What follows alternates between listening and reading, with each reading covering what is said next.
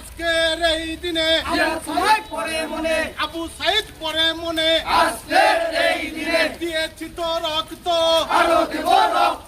রক্তের বন্যায় বুকে ধারণ করে এই দেশ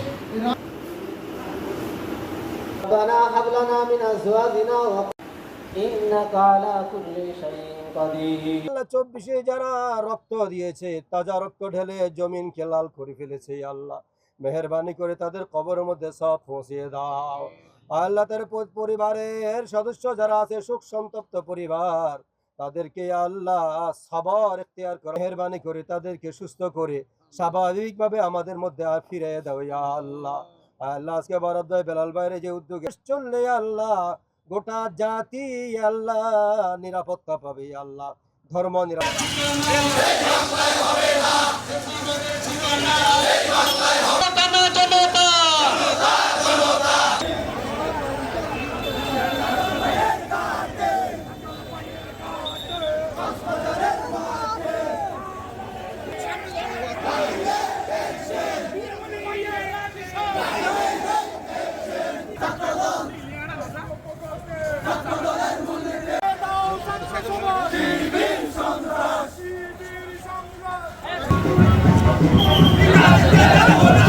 স্বৈর শাসককে বিদায় করে আমাদের যে আত্মত্যাগ দিয়েছেন যে শহীদ ভাইদের, তাদের রূহের আত্মার মাগফিরাত কামনা করছি।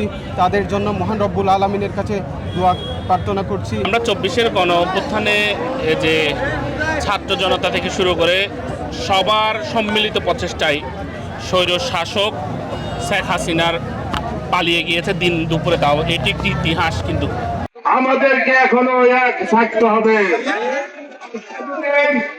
জুলাই শহীদদের সাথে আপনারা যদি কেউ বেইমানি করতে চান, তাহলে বাংলাদেশের সাথে বেইমানি করা হবে। বাংলাদেশকে একটা আদর্শ বাংলাদেশ, একটা মানবিক বাংলাদেশ, একটা নাইনসাফের বাংলাদেশ, একটা বৈষম্য মুক্ত বাংলাদেশ করার জন্য আমরা একাদলীয় ঐক্য চেষ্টা করেছিলাম। যারা জুলাই যুদ্ধ করতে গিয়ে শহীদ হয়েছেন তাদেরকে শ্রদ্ধা করে স্মরণ করছি।